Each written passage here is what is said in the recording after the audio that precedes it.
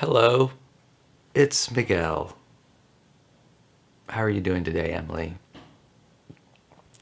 I'm doing pretty well. I just burned myself a little bit, my hand a little bit on my toaster. I don't know if you can see that slight redness right there, but I think things are going to be okay. It's not doesn't look too bad. It's kind of funny. Excuse me. Human beings are subject to accidents all day, every day. Things from bumping into furniture, accidents like tripping or slipping or falling. Everything that we do all day, there's so many things we do all day is so dangerous. We drive in cars, we're walking along amongst them in parking lots, and there's just so much. I think I might have something in my teeth. There's so much that we have to deal with on a daily basis that so many things can affect us. We could fall down the stairs. We could get bit by dogs. It's just the nature of human life. It's just the nature of. It's just what it is to be alive, right? To be alive is to experience discomfort. That's just the definition of being alive. There's just no. I don't know. It's just what it is. Human beings, we manage change. We're always adapting to new situations, right? We're adapting to new cultural changes, social changes, ethical changes in society. We're adapting to language changes, in our environment in terms of heat and coolness and moisture, sunlight, and all these changes affect us. And so human beings are constantly adapting. So really, you know what? This actually leads to a pretty good life lesson, and it relates to adaptation to change. And what is the healthy attitude to have toward change, right? And there's lots of kinds of change. There's so many kinds of change. Maybe being diagnosed with cancer, that's a change. Or being injured, that's a change. Or winning the lottery, that's a change. Or maybe meeting something like a romantic partner, that's a considerable change. So the the in life, change is inevitable. And so it's probably a good idea just to think about sort of a healthy approach to change.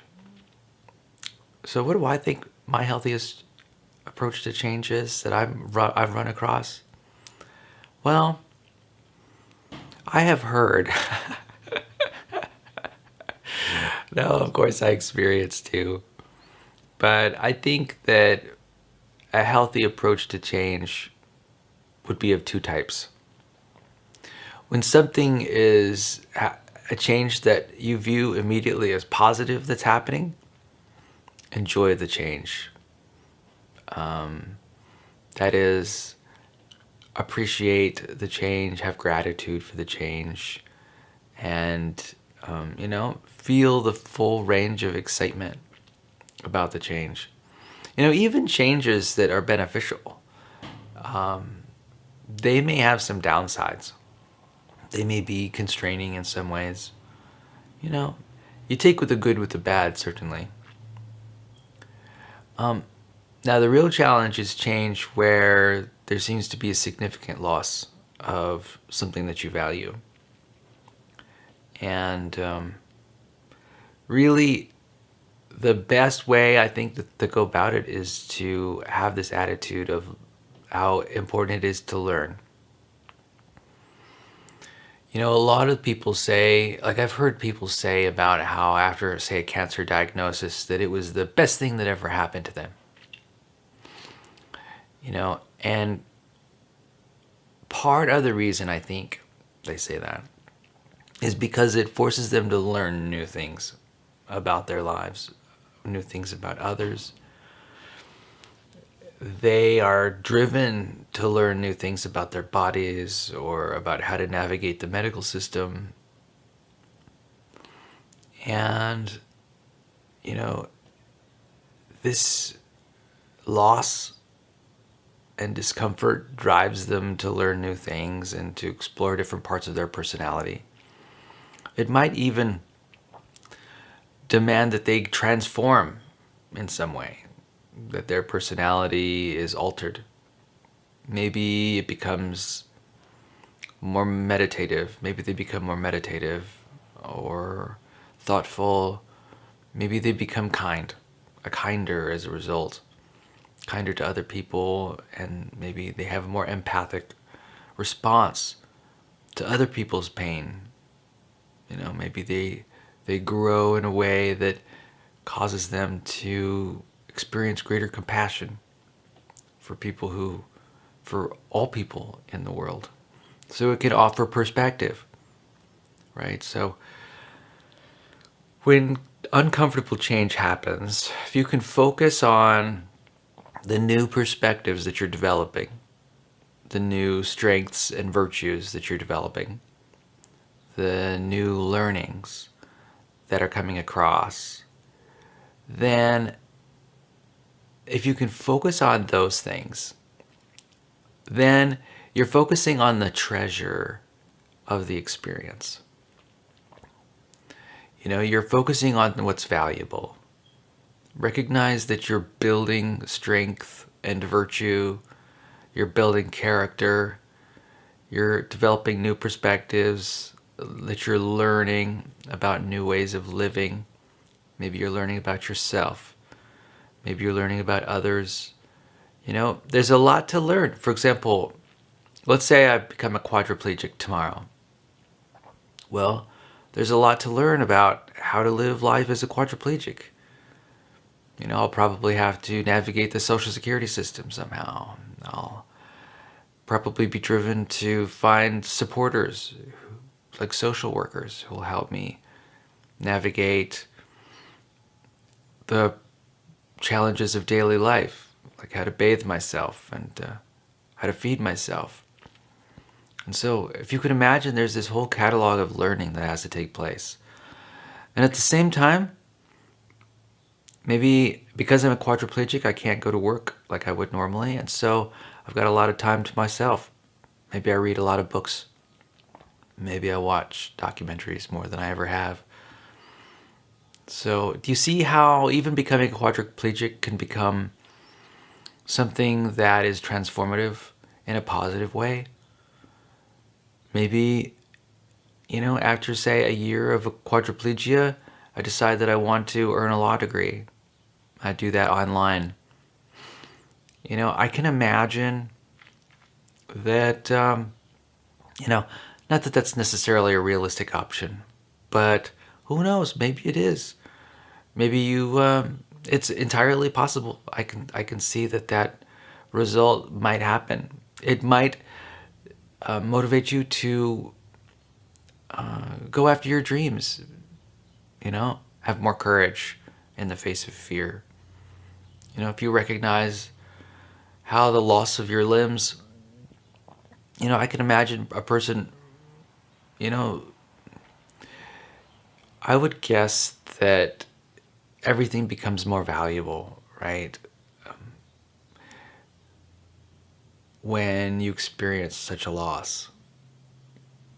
And so I guess what I'm asking for you to consider is that when you're confronted with change that doesn't sound like, at least on its face, doesn't sound like it's of benefit to you, that you take a moment and consider how you could possibly be benefiting from the situation. I think it's important to consider this because otherwise, what happens is that people get locked into this fantasy. There are actually lots of what I call baskets of values, right? And I'm looking at my burn here. There are always ways to preserve like a certain basket of values. And then, you know, right now I'm acting to preserve a certain basket of values in my daily life. But if I were to become a quadriplegic, I wouldn't necessarily be, I would probably have to sort of seek out another basket of values, an entirely different basket of values. And learning to appreciate that new basket of values, having those new perspectives can be transformative. And it also doesn't mean that things are bad. It doesn't mean that you failed.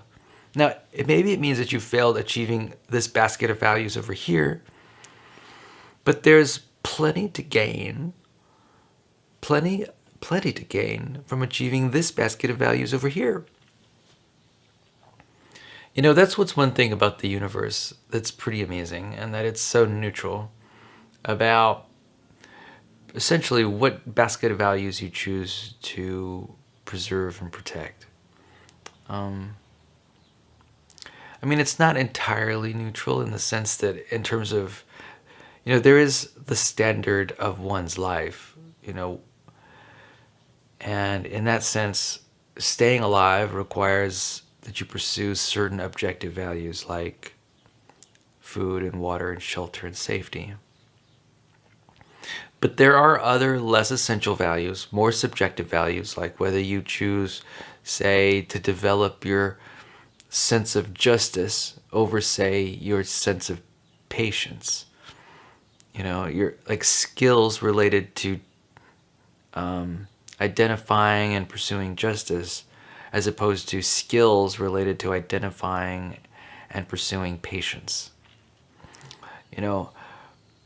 Those two values, justice or patience, one can gain lots of insight and transformation by pursuing either one of those values. And there's nothing that reality says about whether one or another is beneficial or not, more than the other.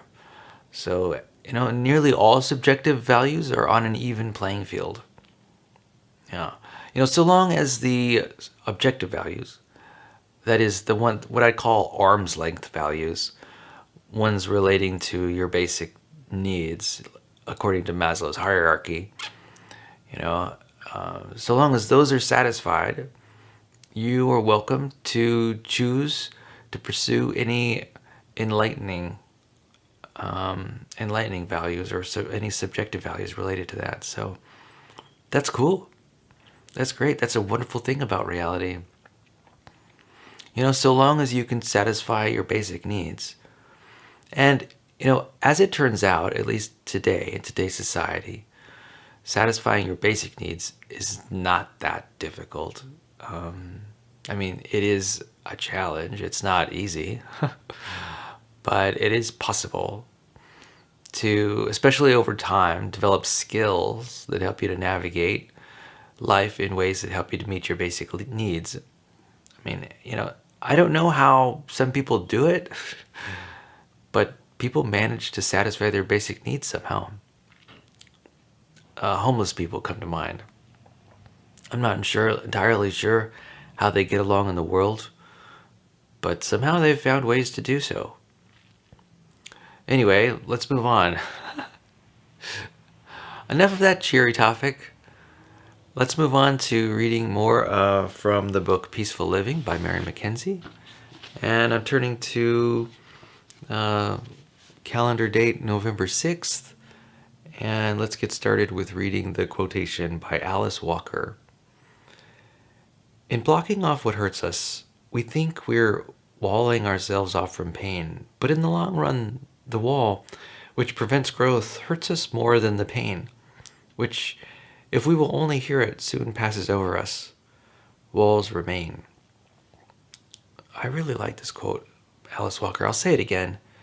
In blocking off what hurts us, we think we are walling ourselves off from pain. But in the long run, the wall which prevents growth hurts us more than the pain, which, if we only bear it, soon passes over us. Walls remain. So this is really true. The first instinct that a person has against something that appears to be at first undesirable is to wall it off, right? To block it, to isolate from it, to separate from it, to avoid it. This tendency for avoidance is just part of what human beings do. you know um and it's very easy to avoid subjects or people, and so but at the same time, that avoidance weakens us, right? That avoidance, essentially what happens is that feeling or idea has power over us because we change our behavior in the face of it. And avoidance, what that does is it weakens us in a significant way.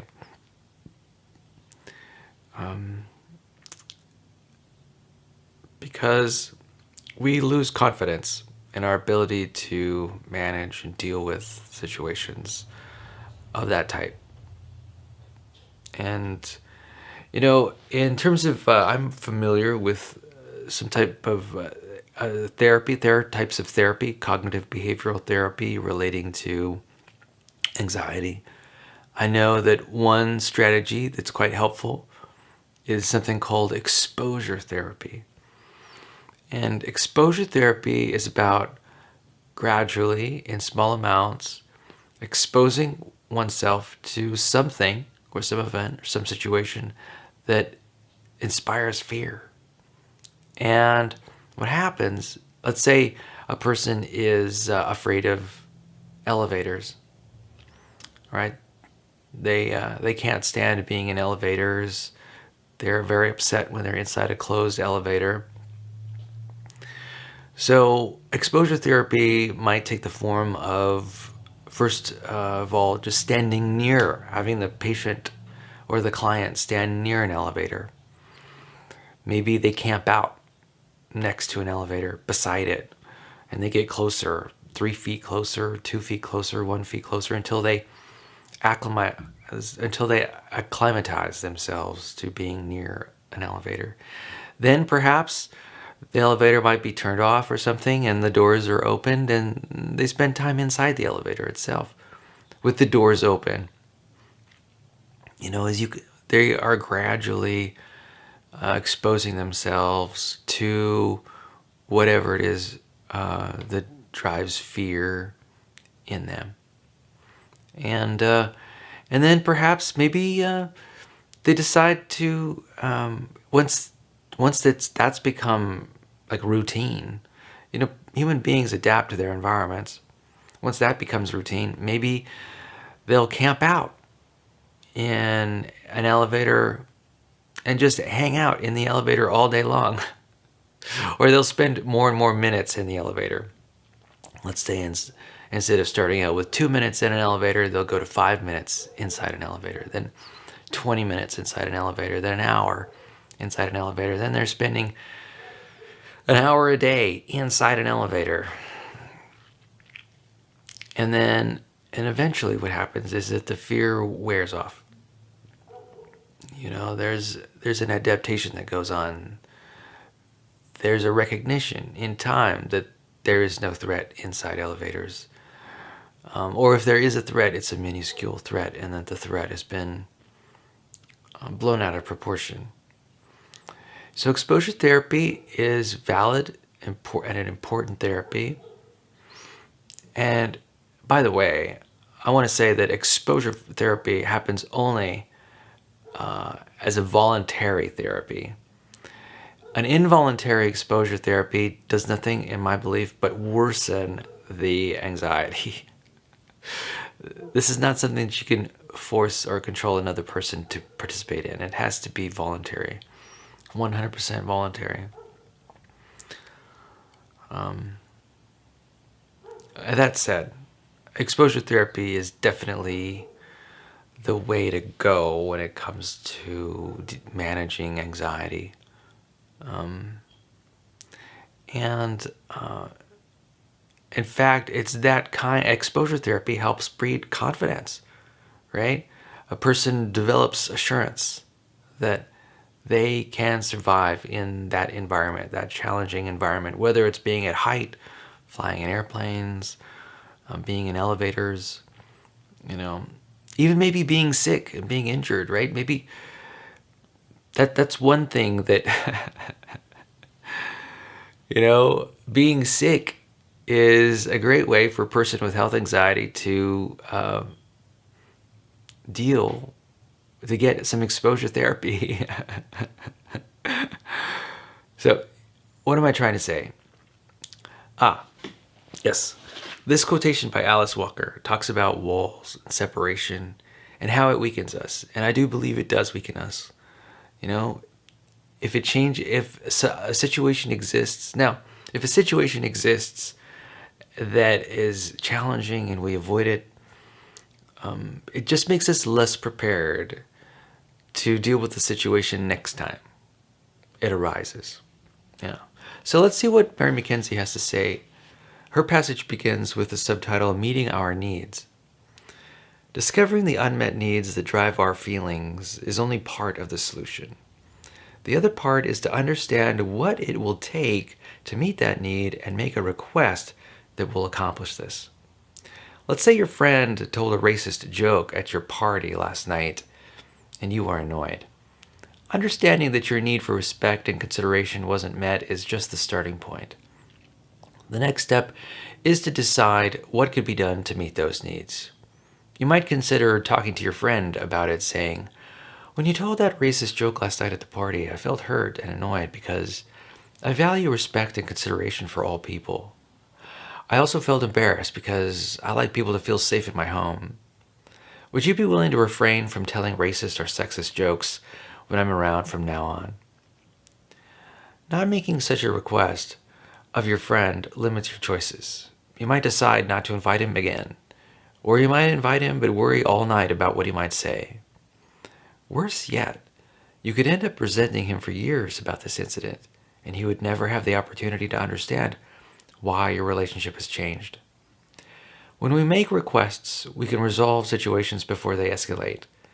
Everyone benefits when we are clear about what we would like. That's an interesting phrase. I like how that's phrased. Everyone benefits when we are clear about what we would like. I'm going to say that again just because I think that's really an important statement. Everyone benefits when we are clear about what we would like. Everyone benefits. I wonder why I think that's such a significant statement. Now, I don't think it's necessarily 100% correct, but I do think it's significant. Everyone benefits when we are clear about what we would like. And the thought for the day is, notice if you have I'll say it again. I'll start again. Notice if you have unmet needs today. Consider what it will take to meet them and make a request of someone. Now, there's one aspect of this passage that I don't care for, and that is how the focus is on making requests of others. And making requests of others is important, certainly. But I think there is another way. When you point the finger at someone, there are 3 fingers pointed at yourself. I think there's also room for making requests of yourself. If there's a situation that's a little bit tumultuous, a little bit uncertain, it may be that changing another person's behavior could be helpful. And it might be that changing your own ideas, making changes about, whatever your judgments are, and whatever your perspective is, can also be helpful. That is, think about what role you might be playing And, it's kind of funny. I say, and I've been saying, that everything in life is a projection. So when I say that, I'm suggesting that what other people do is less material than it appears. And I think that's largely true. I think that's partly why I take slight exception to this passage by Mary McKenzie. I really appreciate being assertive enough to ask people to change their behavior. I also know how futile asking another person to change their behavior is. I don't know if you've been around human beings, but human beings are somewhat adverse to being told what to do. And sometimes they'll change their behavior. And maybe they do, though sometimes it'll be for a short time and not permanently. Sometimes they won't change their behavior. And so it's about being judicious, right? About deciding what kind of request do you want to make in order to change the situation. Do you want to make a request of yourself to change your perspective on the whole affair? Or are you willing to speak up, be assertive, and ask them to change to help the situation? And you know what? It could be a combination of requests to the other, requests to self. And maybe that combination could be the best combination, right, for resolving problems. And what's kind of interesting too is there also needs to be a strategy relating to how you make the request of another person. Are you requesting them to do something when they're in a good mood, or when you are on friendly terms? The phrasing of how you make your requests can be important. The timing, the phrasing, things like that are also quite important. And the same is true with when you dealing with matters of yourself and making requests of yourself. I know that if I properly frame a request to myself, it makes it a lot easier for me to follow through.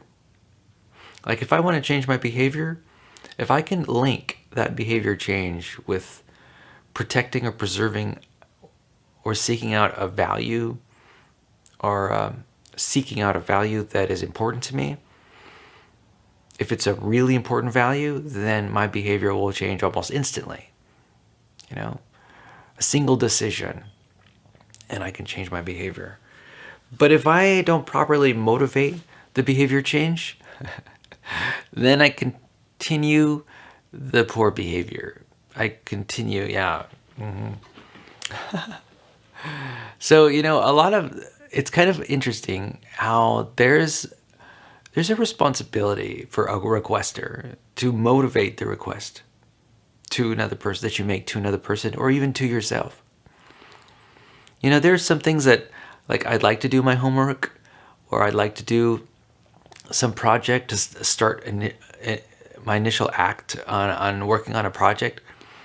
But because I'm not sufficiently motivated, it doesn't go very far. My effort doesn't go very far. I might not even initiate action to follow through with that project because I haven't sufficiently motivated myself. So it's kind of interesting how that all falls into place. Anyway, thank you, Mary. I appreciate that excellent reminder about how it's important to make requests of others and ourselves, and how beneficial it can be when we make ourselves clear to others about what we want.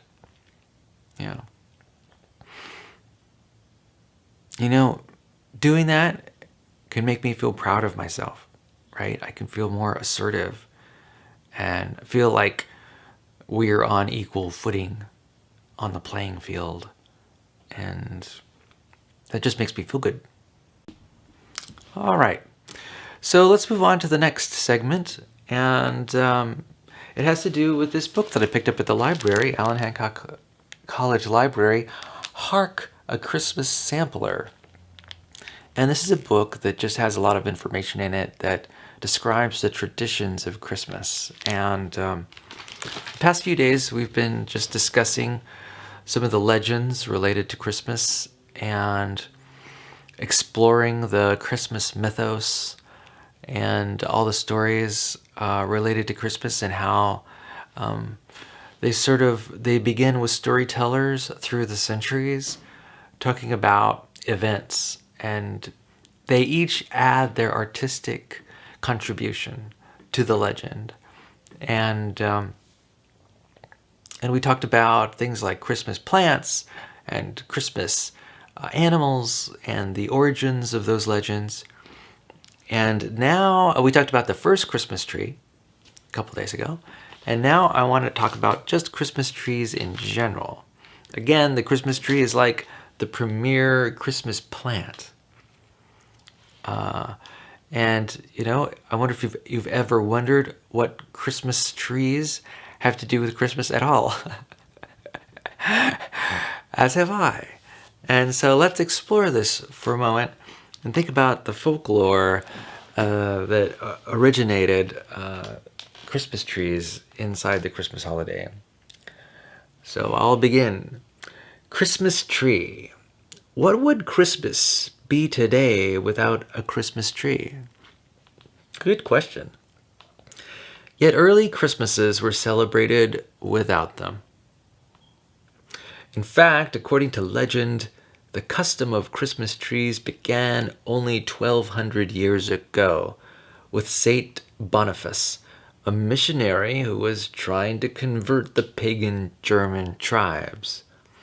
One day, he came upon an awful ceremony. The young Prince Asulf was about to be sacrificed on the blood oak to the god Thor. Saint Boniface chopped down the oak and rescued Prince Asulf, where the oak tree fell. Where the oak tree fell, a young fir tree sprang up in its place. Saint Boniface told the tribesmen that meant that his god Christ would replace their god Thor. In the Middle Ages, churches put on special plays called miracle plays to help teach people Bible stories. One of the most popular was Adam and Eve. In that play, a fir tree hung with bright red apples played a fir tree in that play, a fir tree hung with bright red apples played the paradise tree. Or I guess it was called the paradise tree. The play and the tree were such a hit, churchgoers put up similar trees in their own homes every December 24th, which is also the feast of Adam and Eve. By the 1600s, Christmas trees were popular all over Europe. They were trimmed with paper roses, gold foil, apples, and sweets. The first Christmas trees in America were ones decorated by homesick Hessian soldiers from Germany who had been hired by the British to fight the colonists. Today, at Christmas, the President of the United States lights an enormous spruce tree on the White House lawn. All over the world, trees are decorated in special ways. In Sweden, painted wooden ornaments and straw figures are popular. In Lithuania, straw bird cages and straw stars are hung on the branches. Painted eggshells have long been used in Czechoslovakia. In Germany, people hang glass trinkets. The Norwegians still decorate with gilded nuts and cookies and a three-pronged candle for the treetop that symbolizes the three wise men. Japanese Christians put tiny fans and paper lanterns on their trees. So, this is really fascinating stuff.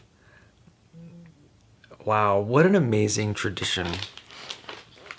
And who knew? This Saint Boniface back in 1200, or actually 1200 years ago. You know, when he was trying to convert pagan German tribes, wow, that's pretty amazing that they, uh, over what I think is amazing. First off, is this saint is in his, at least in his mind, is tasked with changing the beliefs of a tribe of people. Like somehow in his mind, he thinks it's his duty to change change basically the religion of these unreligious people, at least these pagans. And it's fascinating. What kind of mentality that is.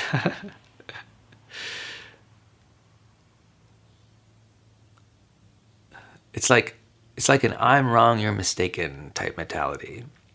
And what I think is also funny is that, you know, both religions were probably as baseless as the other one. Either each religion was as baseless as the other.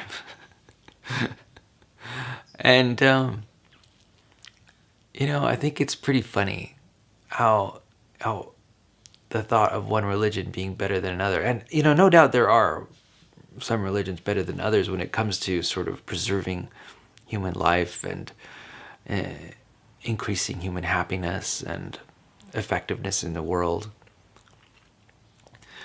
But I really can't say, since I don't know anything about this religion where people sacrifice other people to the god Thor. I don't know what's that all about.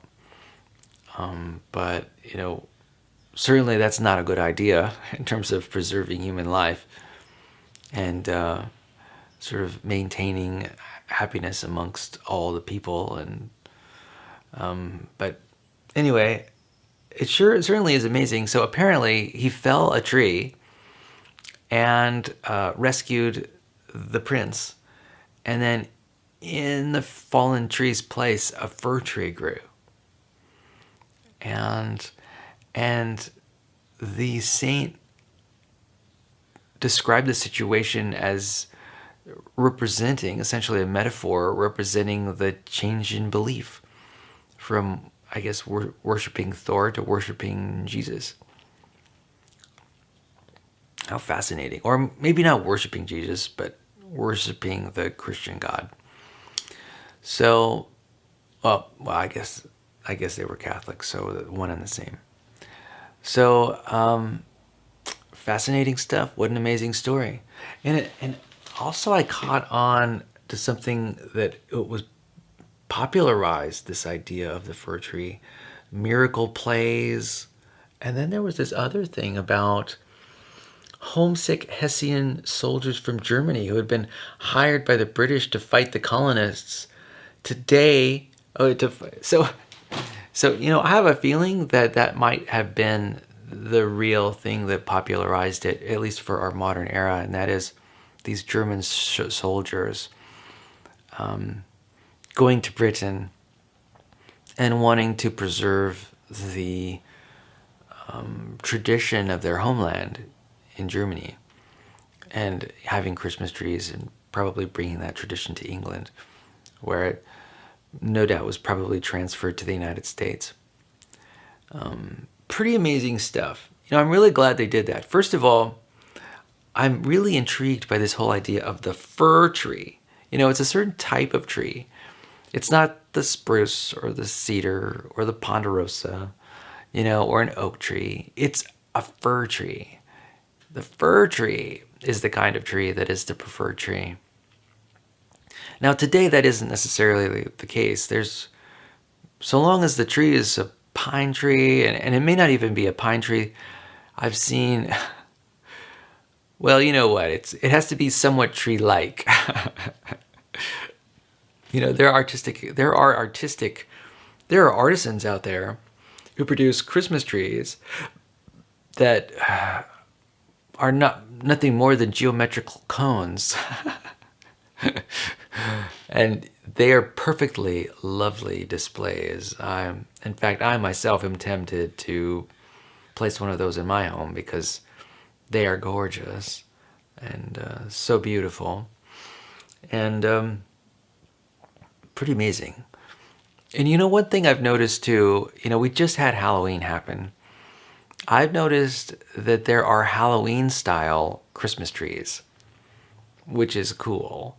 And then I've also seen ideas like floating around on the internet where there are Valentine's Day themed trees and St. Patrick's Day themed trees, that is decorated trees. And such a wonderful idea. And I think that there is probably an argument that could be made that find benefit in merging the Thanksgiving holiday with the Christmas holiday. I mean, why not? That sounds like a perfect opportunity. In fact, they are actually quite similar holidays in my mind. Now, their history is not similar and their symbolism is not similar, but I think having a tree at Thanksgiving sounds like a perfectly cozy thing to do. And, there are some interesting ideas for overlap that are possible between the two holidays, Thanksgiving and Christmas. And I can think of having Thanksgiving lights, of course, like strings of Thanksgiving lights on strings of Thanksgiving trees and garlands. Absolutely. So what a wonderful thing where we've got these holidays that are merging. And who knows, maybe there's a fanciful Halloween component where we could merge those three holidays, Halloween, Thanksgiving, and Christmas. What an amazing idea. In fact, it happened already. I saw a movie last Halloween at the Santa Ynez Valley Marriott Hotel called Nightmare Before Christmas. The movie, The Nightmare Before Christmas, entertains that very idea. The idea is that the king of the Halloween holiday finds out about Christmas and then brings in Christmas traditions into Halloween. And that's the whole premise of the movie. And it's really a fascinating movie, quite artistic and enjoyable to watch. And also an instant classic, I think. And that's a movie that its basis is the joining of Halloween and Christmas holidays. So that's pretty funny, I think. And what's kind of funny too is that in that story, it leaves open the idea of connecting Halloween to all the other holidays, including Easter. Why not? Let's celebrate all the holidays at the same time. Let's just do it. And let's throw in our birthdays too. We can celebrate our quarter birthdays and half birthdays and third birthdays all on these holidays too.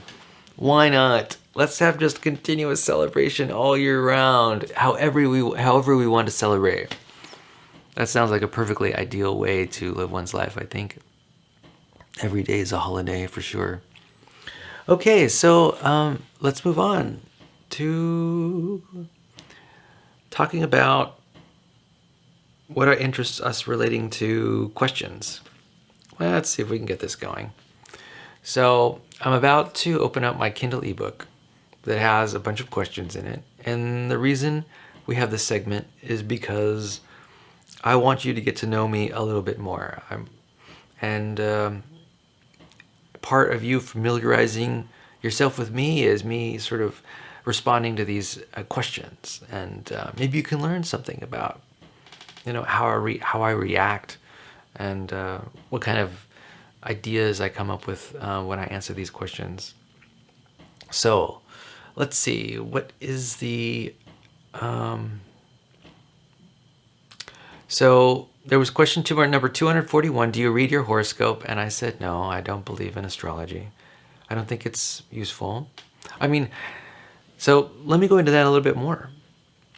Well, first of all, I don't think that astrology is true. that is, I think, well, let me just say that it's minimally true.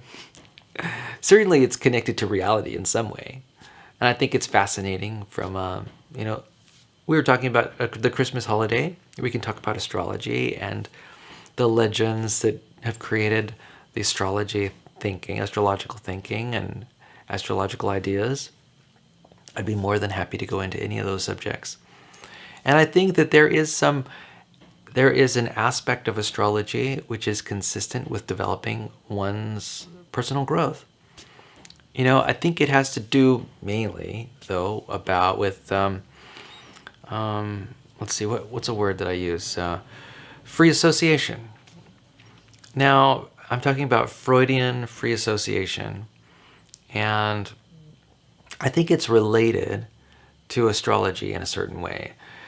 Just like poetry is related to free association. Sometimes what human beings do in their mind is they integrate one idea with another. And these integrations create insights, right? And so any practice where you integrate one idea with another has this potential to create personal growth. And, you can create personal growth through an exploration of science fiction, an exploration of philosophy, an exploration of engineering and science, an exploration of religion, an exploration of poetry and astrology. So when it comes to personal growth, I welcome everything within that sphere. And I believe that one can be truly transformed by astrology and one's learnings within astrology. And certainly as a choice, it could be, I think, helpful and interesting. But I don't think the stars have much, if anything, to do with telling the future. So I think they're pretty much unrelated. I think you could probably get as much personal growth from focusing on mathematics and learning how to do quadratic equations. It's just one additional avenue to self-exploration. And so I guess what I'm saying is that the premise that the stars have anything to do with our future, predicting our future, I think is incorrect. Though I think that there is still, despite that, a large potential to have personal growth transformations relating to astrology. So there we go. That's my belief in a nutshell. So what is the next question? Okay, question number 242. Have you ever had a tarot or card reading? I might have. It's not that memorable, and it's not that important to me. I'm taking a look at my burnt hand still. It's not looking great, but it looks like the skin wasn't pierced, so that's good. And it looks like it's not turning to boils or anything like that. So hopefully it'll be okay. All right, next question. Question number 243. Do you read the newspaper? I think I've addressed this slightly in yesterday's video. I would like to read the newspaper. I've been having a hankering lately to read the newspaper, and I just haven't been satisfying it. But yeah, I like to read newspapers. Question number 244. Do you enjoy theme parks? Oh yeah, I certainly do. Give me a theme park anytime. I have an interest in going to 2 theme parks before the end of the year. That's right, November, December. I hope to go to 2. Question number 245. What is your favorite ride? Boy, that's a good question. What is my favorite ride at a theme park? My very favorite ride at a theme park. It might take me some time to think about it. I think one of my favorite roller coasters is the roller coaster at Disneyland in Los Angeles at Anaheim. The Big Thunder Mountain roller coaster, that train. For some reason, that train is a lot of fun. And another one that I like is the Matterhorn. I like the Matterhorn. And I also like the log roll, the water, the log, the log, the floating logs. There's a floating logs in, what is it, Bear Country? In Disneyland. Yeah. Okay. Next question. Question number 246. Which ride are you afraid of? Well, I'm not afraid of any ride, except one of the rides that I find less agreeable than most others is Colossus.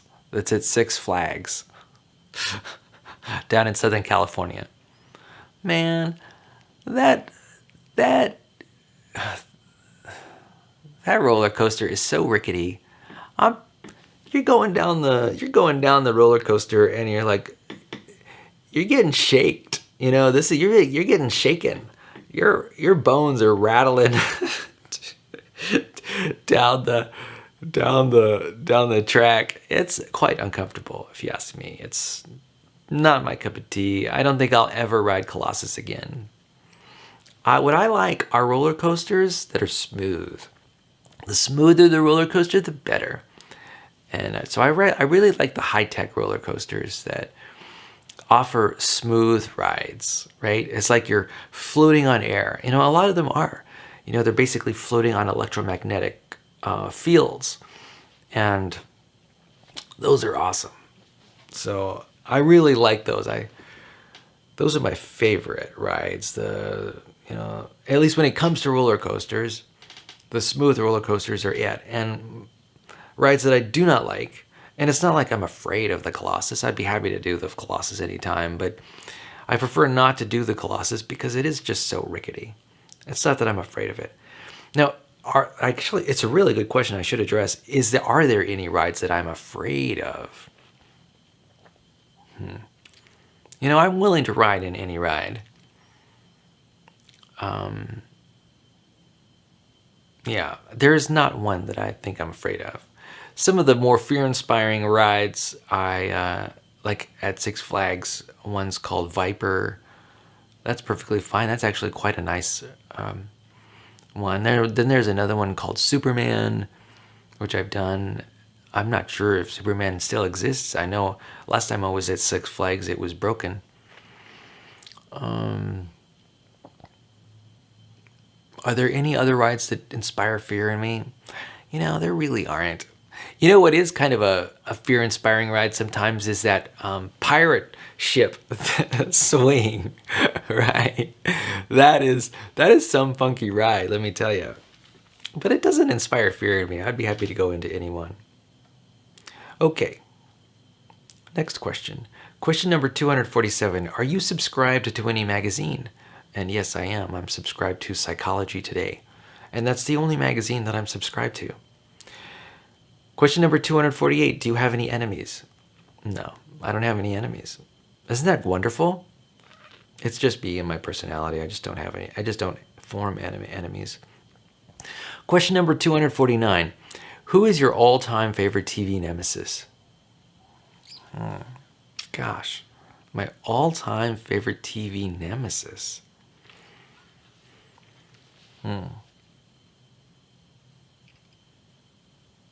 All-time favorite TV nemesis.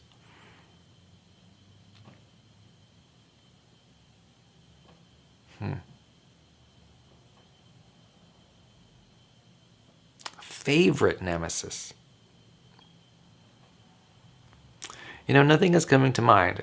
You know, I can think of a few things, like I'm thinking about Q and Star Trek, or I'm thinking about the Sleestaks and, what is it, Land Before Time or something like that.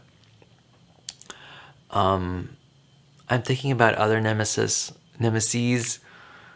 and there's nothing that just sort of comes to mind. I don't care for Voldemort. I don't think that's a particularly interesting nemesis to have in terms of the Harry Potter story. But maybe I just haven't learned enough about him. I like Darth Vader. That's a pretty interesting nemesis. I think that Star Wars developed a pretty interesting nemesis. in the form of Darth Vader. Um, but again, I don't know much about his backstory. And I think it would be the backstory that would be the most interesting. Other Nemesis? Honestly, I can't think of anything. Oh, there's Khan from the Wrath of Khan. That was an interesting nemesis. But, nobody really went into Khan's backstory that much, I think. Here's the thing about a nemesis. Nemesis, their backstories aren't necessarily well developed. They just aren't. And I'm not sure why that is. But that also makes for a less interesting nemesis. Yeah. Okay, next question.